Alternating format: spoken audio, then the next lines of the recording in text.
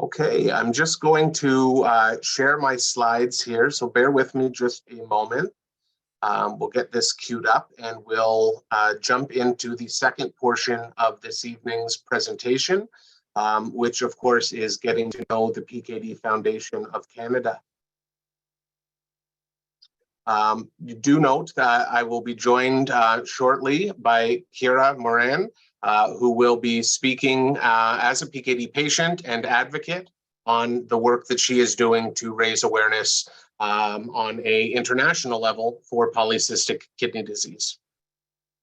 So a bit about my family history to start. This slide is an overview of how my family has been affected by polycystic kidney disease. My grandmother on the right passed this past summer at the age of 98 years old. She had lived a healthy, relatively normal lifestyle with polycystic kidney disease, requiring blood pressure medication later in life, but didn't rely on dialysis or transplantation to prolong the quality of life. She is a bit of an anomaly in the PKD community. She passed it on to my mom, Jan, who is in her late 60s, has already endured 2 liver transplants and will require a kidney in the next 3 to 5 years. So I was raised in a house affected by polycystic kidney disease. My family is very familiar with the impact this disease has, and of course, the power of transplantation and organ donation. The mission of the PKD Foundation of Canada is to promote programs of research, advocacy, education, support, and awareness in order to discover treatments and an eventual cure for PKD, and of course, to improve the lives of all it affects. Our vision is that no one suffers the full effects of polycystic kidney disease. Our goal as a foundation is to make sure that each generation has more resources, more available treatments, better clinical care than those behind them. We want to make sure that these advancements are always moving forward and better aligning the PKD community with the care that they deserve. Over the years, we've had a couple different looks. From 1994 through 2009, we were a provincial nonprofit organization based out of Ontario, and we're known as the Polycystic Kidney Disease Research Society of Canada. In 2009, when I joined as the executive director, we incorporated on a national level, recognizing that the support and educational and resources that we were providing Ontario residents with was obviously something that needed to be made available to PKD patients all across Canada. As such, we became the PKD Foundation of Canada.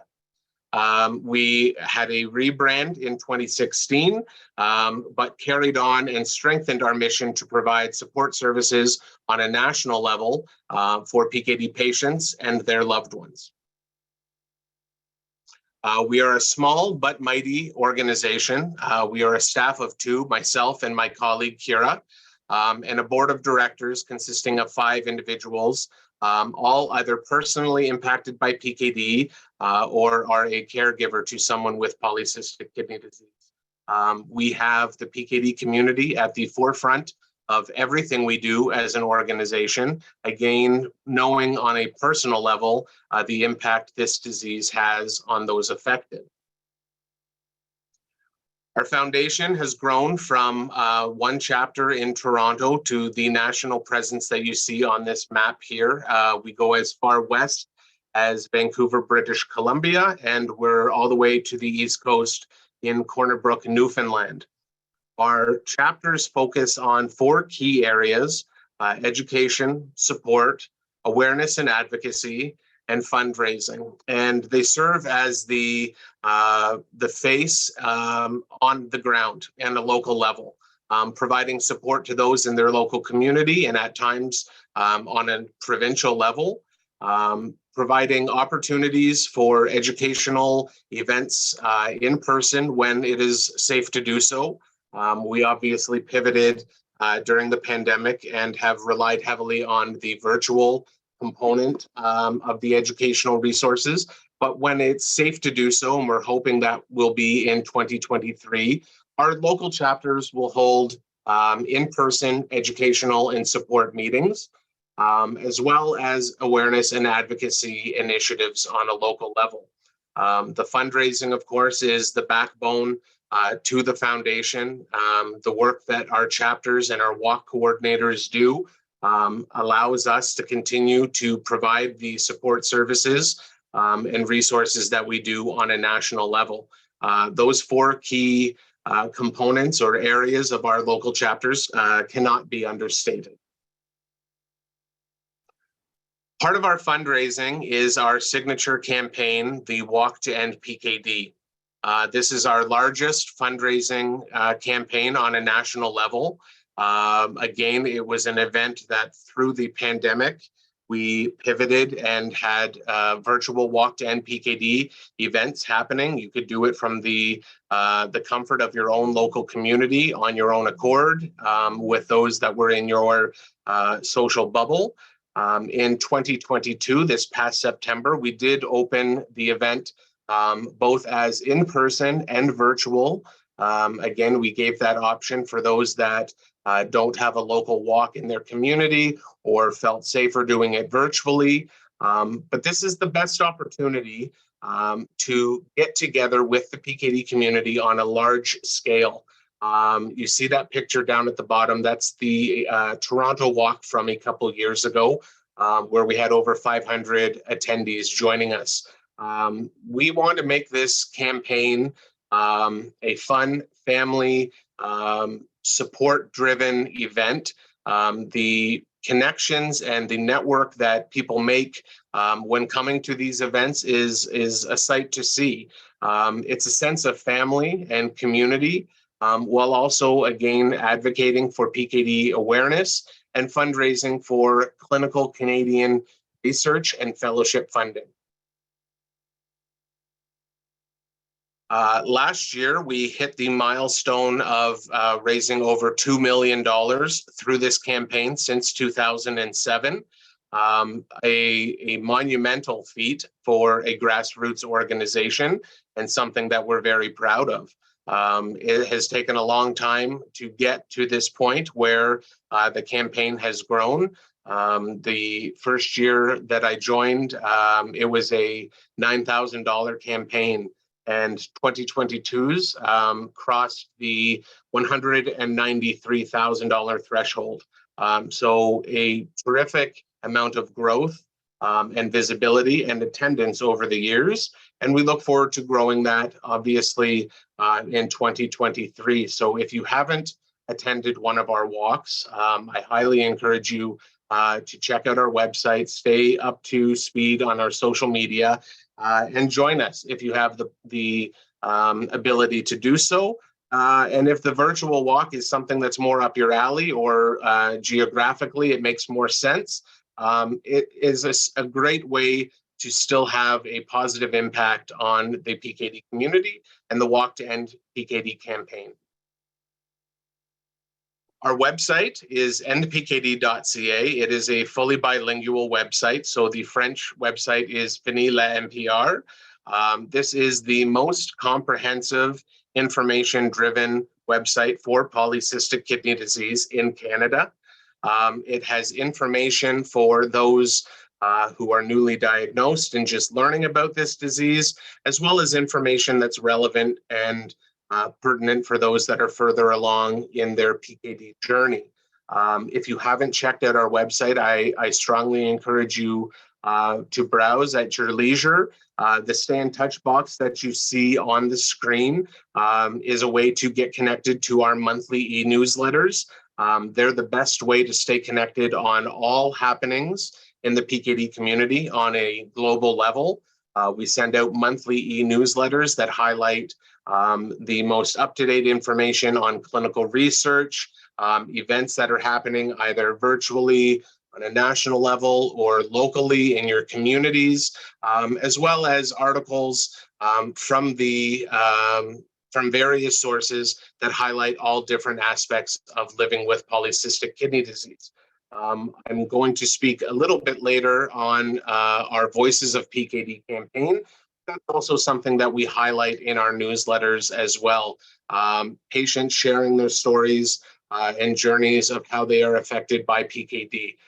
So it's a great avenue, again, as I've mentioned, to stay connected. So check out npkd.ca, and if you haven't already, be sure to sign up for our monthly newsletters. To highlight some of the programs that we offer, our partnership with the Transplant Ambassadors Program is something that's very new to the organization, and we rolled it out earlier this year. Transplant Ambassador Program, or TAP, provides programming for kidney patients and living donors to get together to discuss barriers to kidney transplantation and what could be done to overcome them. So this is a peer-to-peer mentoring program for anyone in the PKD community to connect with either a kidney transplant recipient or a living kidney donor. We know the value of connecting with other patients who are going through or have been through similar journeys. And this is just an added means of support. So if you're being worked up or contemplating a kidney transplant, or you're interested in learning more about being a living donor, this is a great avenue to pair you up with someone who has already been there. We've had presentations from TAP already this year. They're available again on npkd.ca/webinars. And a new component to their program is the Patients Seeking Donors. This is an avenue where if you are interested in starting a search for your living donor, TAP helps you establish getting a web page up, getting an email set up for you to promote your campaign. So anyone that joined us last week, we were joined by Harvey Micel, who spoke to the Living Kidney Donor Network and the vignettes on our website, Finding Your Living Kidney Donor. So these two programs, and I'll speak to Harvey's in a bit more detail momentarily, are a great way of building exposure and gaining visibility and attention to your campaign, whether it be you looking for your own kidney or possibly helping someone that you love find their donor match. So this is what I was speaking about, that the TAP Patient Seeking Donors is a great complement to. Having your living donor find you are patient-driven vignettes that Harvey has developed through his role as a two-time living kidney transplant recipient and the founder of the nonprofit based out of the United States, the Living Kidney Donors Network. Harvey helps those that are, again, looking to start a social media campaign or an email campaign, share their story with the masses. He goes through taking that first step to get your story out there, how to build your messaging, the do's and don'ts of sharing information online. And his program has proven to be very successful for people building off their campaign in the need to find a living donor. So if you haven't had a chance, you can visit npkd.ca. We have his vignettes up there. I think there's 8 or 9 in total. They're very short, concise, clear messaging, and they've, again, had a wonderful impact on those seeking living donation. A resource that I'll speak to briefly on our website is Refer PKD, and this can be found at npkd.ca/Refer PKD. This is a tool to help connect your GP to physicians or clinicians with an interest in autosomal dominant polycystic kidney disease. We get a lot of people asking us where their nearest PKD specialty clinic is, or where a nephrologist with an expressed interest in PKD is. You can go to our website, find the Refer PKD tool, type in your town or city, and it will populate the closest clinic that is available. This information also provides your GP with all of the specifics required for a referral, and also lets you know referral wait time. So this is a great tool for you to find the best possible PKD specialist in your area, as well as how to get that referral. You can encourage your GP or your care provider to contact or to visit, I should say, referpkd.com and go through the simple steps to provide a referral for yourself. This is just a sample of what the website looks like. So again, you see the search engine along the top here, as well as the physicians in clinics across Canada. I can remember a time when there were a lot less markers on this map. So it is tremendous to see the number of specialty clinics and nephrologists interested in polycystic kidney disease growing on an annual basis. A few milestones that I'll touch on before bringing Ciara into the fold to speak about the importance of patient advocacy. The PKD Foundation of Canada has presented itself as being the national leader of clinical research and fellowship funding in the field of polycystic kidney disease. These next few slides, and this is a lot of information to take in, they are available on our website, shows the funding and the research that we have supported on a national level.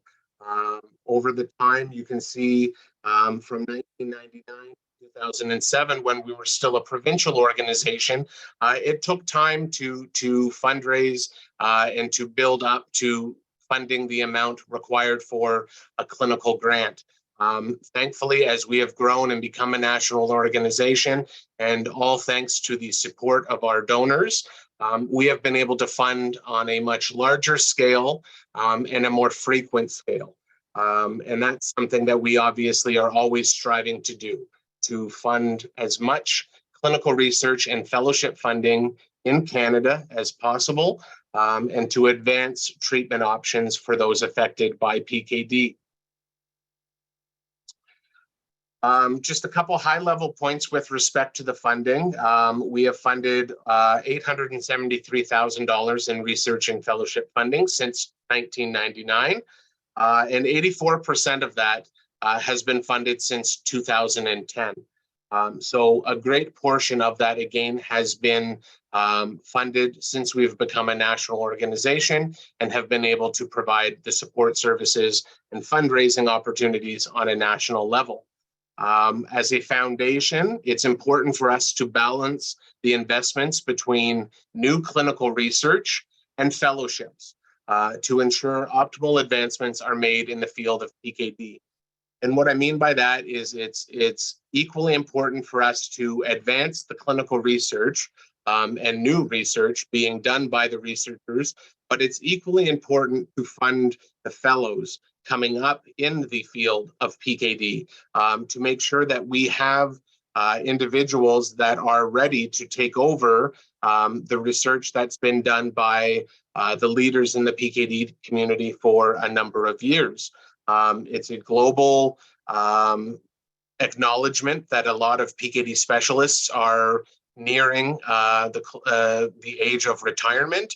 And it's important for us to make sure that those fellows are educated and interested in polycystic kidney disease so that they can step up and continue the great work that all of those PKD researchers have been doing for decades before them. We partner with the PKD Foundation of Canada in the United States and benefit greatly from their scientific advisory committee that grades all of the applications and fellowships that are presented to the PKD Foundation of Canada. This is an international scientific advisory committee consisting of PKD specialists from around the world. So the best of the best are grading all of our research and fellowship opportunities to make sure that the best ones are being awarded by the PKD Foundation of Canada. Since 2014, Health Canada has recognized September 4th as National Polycystic Kidney Disease Awareness Day.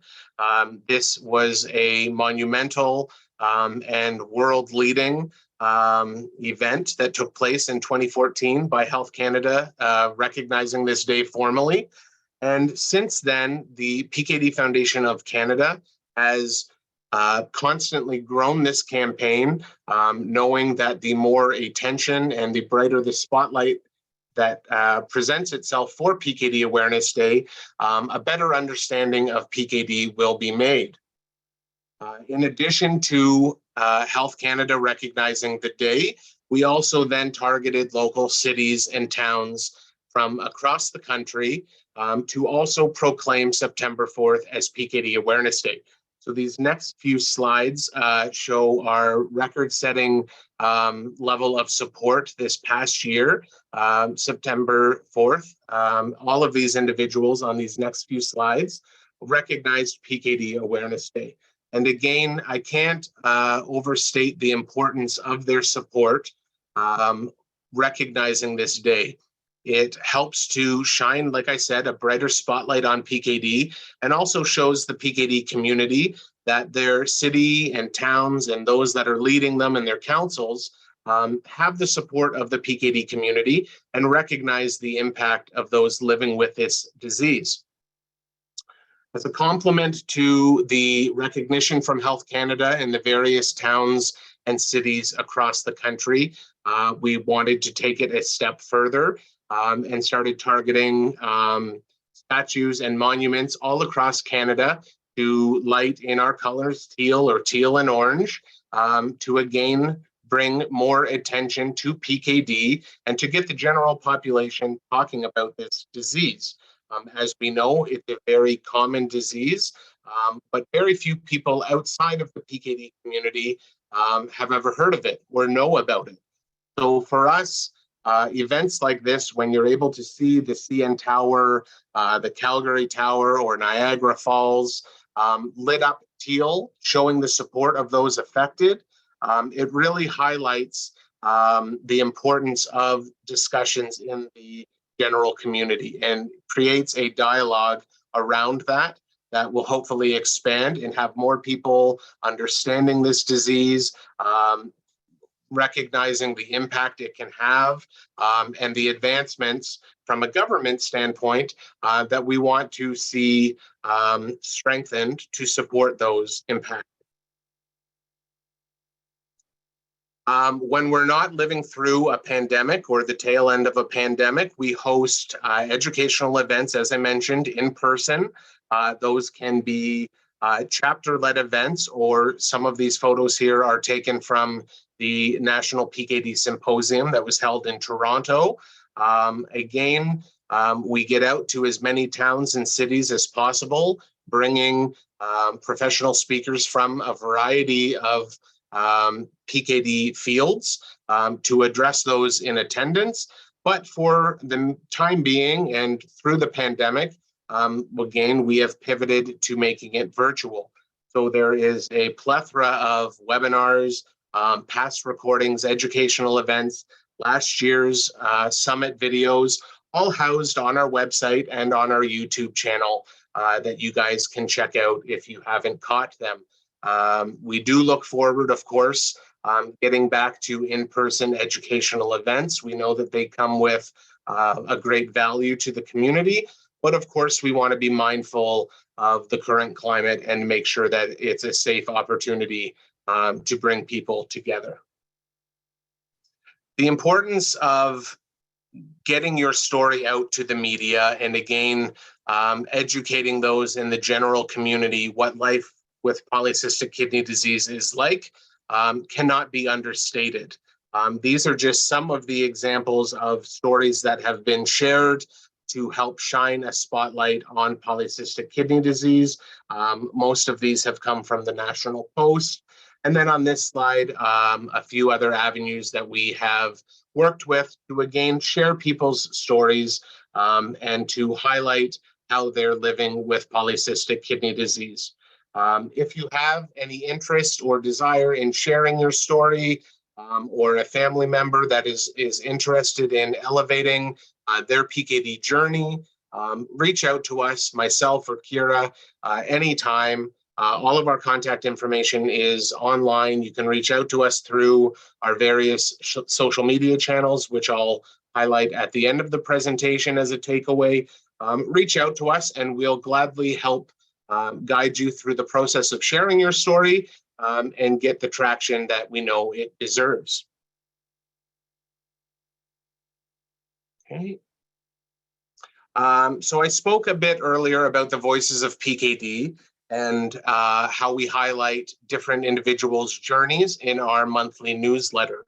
The Voices of PKD section on our website, as you can see, provides you both the opportunity to share your story and submit it through our website if you are interested, but also it provides you the opportunity to read those stories that have been shared and to gain insight into how other people have been affected by PKD. Every story is so unique, as we know. There are similarities to polycystic kidney disease, but there are a lot of varying factors. And I think it's important for those affected to get a broader sense of what living with this disease is like, what other individuals have done to cope with this disease, and to share in their successes and their challenges. It's a great way, again, to learn how loved ones and family members are affected by PKD. So please do check it out. So we're going to be joined by Ciara momentarily. Ciara Morin's journey, we're going to start off by sharing a vignette that Ciara was kind to allow us to share. It outlines her personal journey with polycystic kidney disease and how it's impacted her family.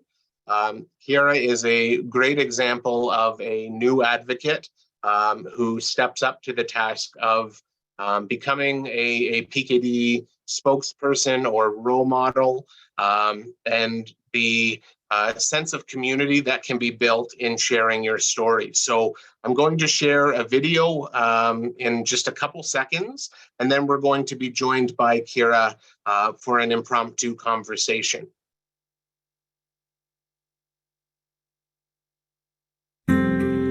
Growing up, I knew my mom had PKD and that my chance of having it was 50-50. And she always said to me to get tested when I was ready. So I waited until I was old enough and, had the wherewithal to make the decision to be able to deal with it too. I was diagnosed with polycystic kidney disease when I was 17 years old. Growing up, I was a healthy, active kid. I didn't have any symptoms of the disease other than having large kidneys, and that is part of the reason why I decided to get tested. Because my family has a history of PKD, in a way I felt prepared because I knew it wouldn't be alone. But at the same time, living it is very different than watching someone else experience it. I have noticed that in my generation compared to, let's say, my mom's, there is a greater understanding of the disease. When we got together about 8 years ago, I was afraid to even mention polycystic kidney disease. And Paul's reaction was just so normal and so supportive and accepting. I remember you saying you had something really big to tell me. I didn't know exactly what it was going to be. I think I was just very much, okay, thanks for letting me know. I'm surprised that you felt that was a big secret to tell me, but I have PKD1, which is the more aggressive form of the disease. So I am most likely looking at a transplant in my future. Should I ever have the opportunity to, donate for Ciara if she needed that, it's definitely something I would look forward to and happy to do. My mom has always been big into health and wellness, so she passed that on to me, and I'm very grateful for that. I was raised eating very well and staying active. What has changed lately for me is that I realize I do have a bit of control here, so I'm making a decision to get up every day and make the most of things. I have been told, it will progress as it's going to. There's not much to do to stop it. And while there is some truth to that, I know that there's something I can do every day. And that something I've decided is food. It's how I nourish myself, is what I put into my body. If I put my focus there, that to me is empowering, and it helps me to live my life with a bit of purpose and not just getting bogged down by this prognosis. When the pandemic hit, I was on mat leave with my second baby, and I had always been dreaming of studying nutrition. And my husband and I got together and said, hey, maybe this is the time to do it. So I went back to school, and I really just wanted more knowledge on how I could nourish myself to get the most out of life, how to help my kidneys thrive as much as they can, for as long as they can. Diet actually does play a role in the health of a PKD patient. It's a very proactive step you can take. You can decide what you put in your body every day and how you nourish yourself. This is the best way to feel empowered on your journey. People with PKD are now living longer, better lives because of our increased knowledge of the disease. We have a better understanding of how lifestyle and diet factor in, and we know how to take better care of ourselves as patients. I have always enjoyed running because it's a great, healthy outlet. This year, I hit a hurdle when I ruptured a cyst on a run and then ended up being scared of running. So now my challenge is to try to put myself back out there. I think my best advice for anyone starting out on a PKD journey is to connect with others, find your community. If you're newly diagnosed or you're very interested in making the most of this, I would highly encourage you to connect with the PKD Foundation of Canada. Go online, try to connect with other patients who are in a similar boat as you, because community is so empowering. I started an Instagram page to connect with people and got an overwhelming response, and I have met almost thousands of people across the globe. There's a lot happening in the field of PKD now. I'm feeling very hopeful about the future because there are people working on advancing our quality of care, and they're also working on hopefully one day finding a cure.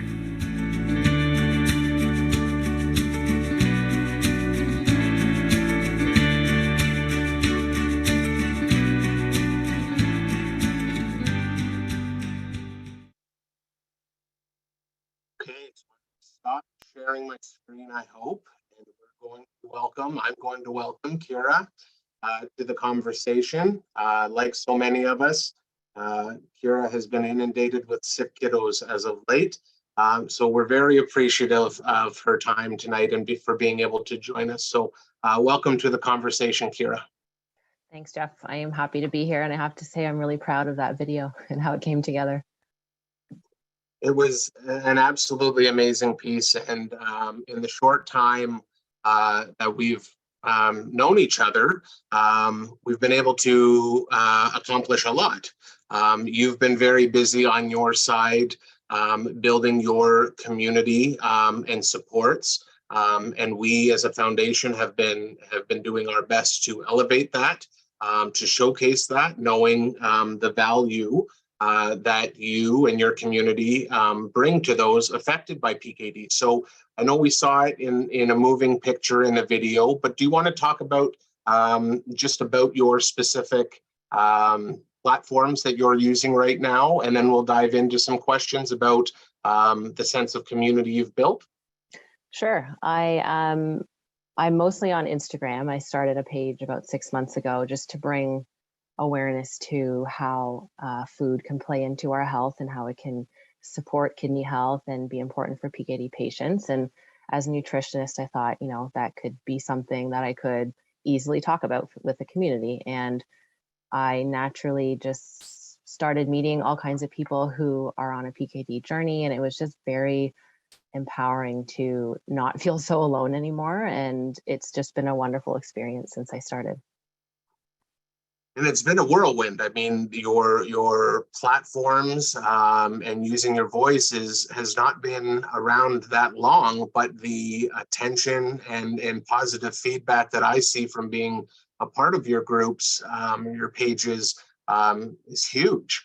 Can you talk a bit about when you made the decision to kind of step out of your comfort zone and recognize the importance of, well, you may not be comfortable talking about all elements of a disease that you have and that you're learning as you go, but you knew that the sense of community would serve a purpose.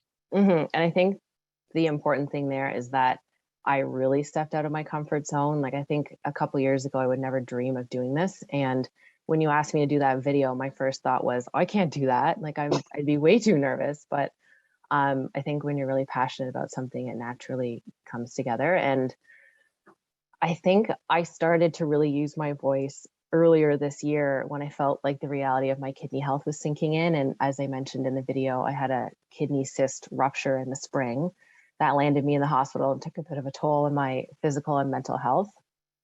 And I felt really alone and stuck and just scared. I realized that PKD was becoming an important part of my story. And as I began to accept this, there came a desire to make the most of it. And at the time, I think the thing I was missing the most was a true sense of community and belonging. And I desperately wanted to take back some control of my health through my daily habits. And I figured I could inspire other people along the way. That was my hope when I started the account on Instagram. Prior to that, I felt like I had been living on a bit of an island. So I started sending out signals to the world to come and find me online. And sure enough, people did. And we started engaging in really genuine conversations around health and wellness. And I quickly went from being a lonely patient to someone who was feeling very engaged, inspired, and motivated to help others.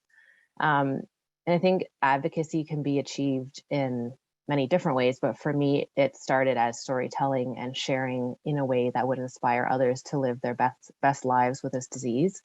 I like to encourage people to optimize their diet and their lifestyle, to work on their mindset. And I also like to talk about how we can advocate for better care for ourselves by asking questions and speaking up when we need something.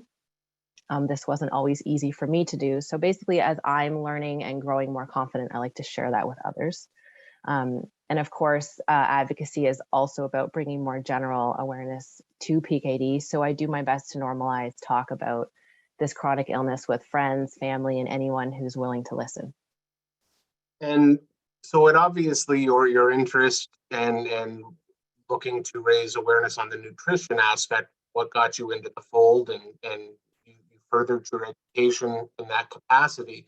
But as I've seen, or anyone that's part of your community has seen, nutrition is just one element of the support that people are providing each other and that you're providing them. I mean, the dialogues range from A to Z related to PKD. It's not exclusively nutrition. And I think that states, that emphasizes the importance of the need for support from peers and people that are living with this disease.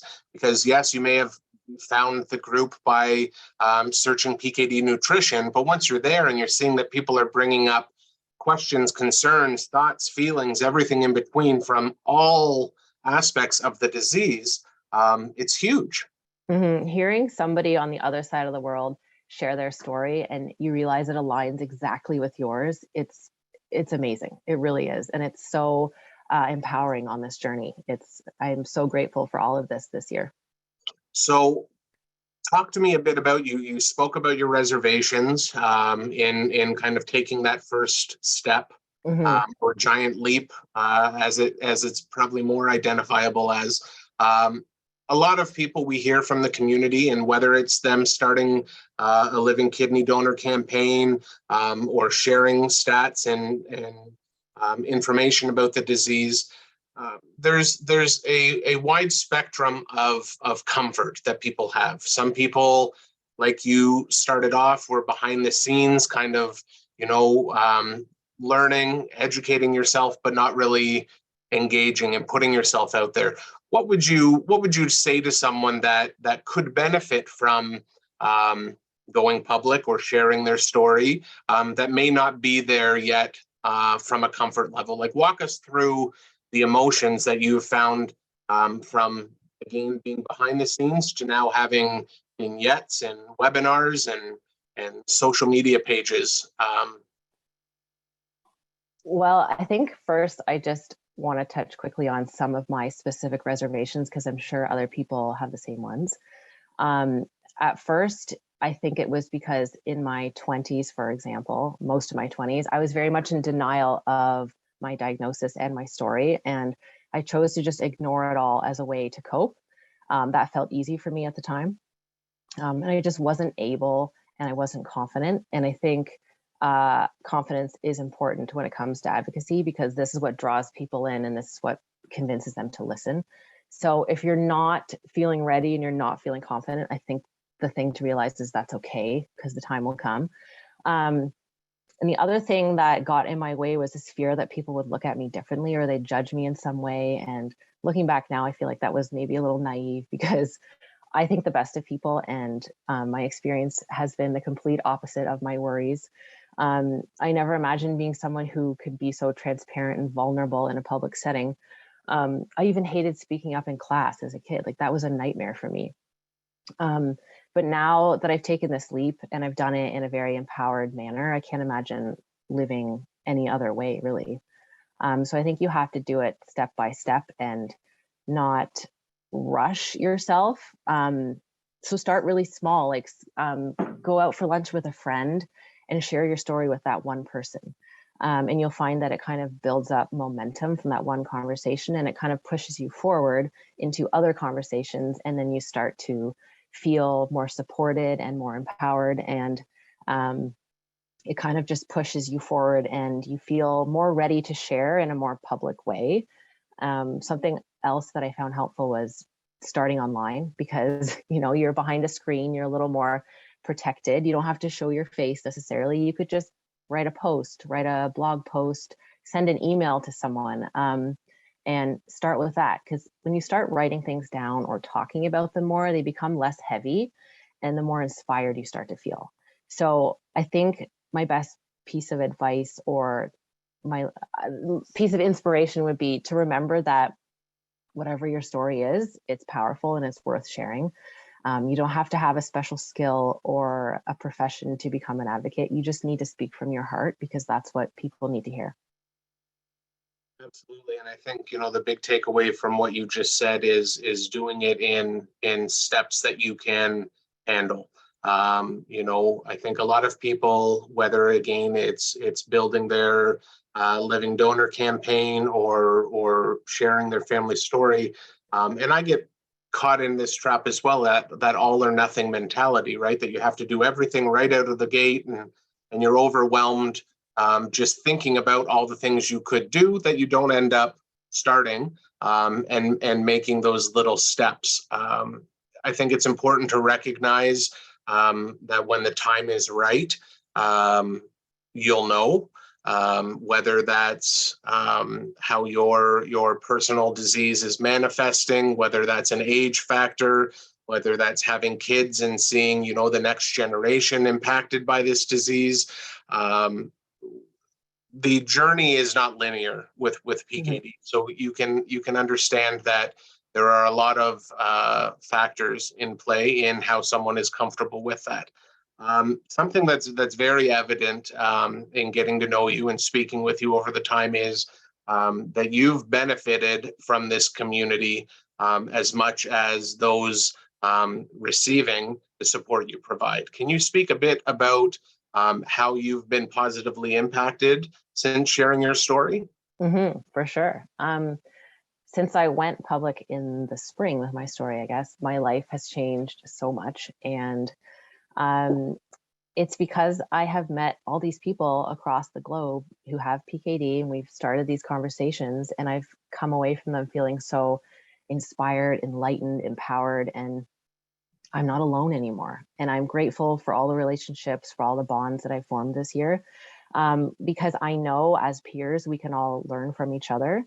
We are all experts in our field of PKD. Really, we're living this. So I think we all have a lot to share. And I think just encouraging others to share what they know or what doesn't work or what they're working towards benefits all of us in the end. And I really feel like I'm better off now that I have a network of people to lean on, and I feel like I have a purpose in educating and sharing information. And hearing from other people helps me to stay positive. I wake up in the morning and I feel like, okay, I can do this. I've got a whole group of people who can help hold me accountable, keep me, uplift me, feeling good. And I think that this is so powerful. And of all the things I could have in my toolbox of care, this is at the top of the list. This is the most important. It has been honestly therapeutic and very beneficial to both my physical and mental health.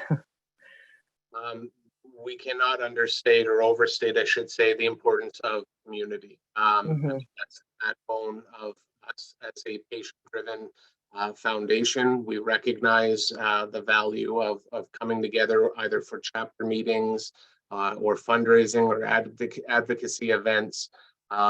So you're an extension of that and part of the PKD FOC family in that fashion. And I think it's tremendous that you and other individuals put yourselves out there, because it's one thing to hear from your doctor what living with this disease is going to be like or could be like, but to speak with another patient or family member or caregiver that's affected is invaluable. So consider this, those watching, a shameless plug to get involved in your local PKD community or the variety of virtual communities that are out there.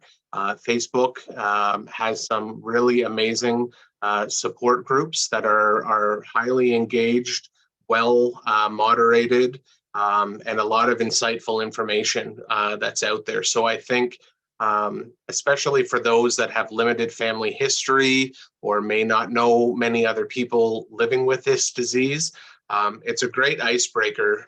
Again, you said yourself, getting online, you can be behind the scenes in those groups and benefit a lot just from reading other people's stories and the comments and the feedback and the articles shared without even having to say or do a thing. And that's a great opportunity to then get comfortable to make your own posts and to share your own stories. Have you found, since you've kind of come out into your own and found your voice in the PKD community, is it easier now talking to your family about this? I mean, we saw your husband in the video who, is ready to take everything on without a bat of an eye. How is the rest of your family taken to this new role that you've leapt into? It's becoming easier with time. I think I'm getting, again, it comes back to the confidence bit. It's not me coming to them and saying, oh my God, this is what I have going on. And it's okay, this is what I'm living with. This is, what I'm working towards. And they are proud of me and they are asking really good questions. So because I'm putting my own story out there, I know my family is now more aware and will become better advocates for us and for the community. And yeah, I think going forward, it does get easier, these conversations. That's fantastic. So I'm just going to open the question box seems to be more a comment box. That's okay. I'm going to share this. We have Ian saying, thanks so much, guys. Really appreciate all your hard work and research. Radhika here is saying, just continuing to appreciate the monumental amount of work you have done to advance PKD awareness, research, community, and patient education across the country. She goes on to say that she shares videos from the PKD FOC YouTube channels with cousins around the world, and it's a great resource. So again, if you haven't checked out the educational videos that are on our website, please do. There's a variety of topics. Our YouTube also has a number of other patient vignettes like Ciara's that we've shown tonight that again highlight other families' journeys and how they're affected.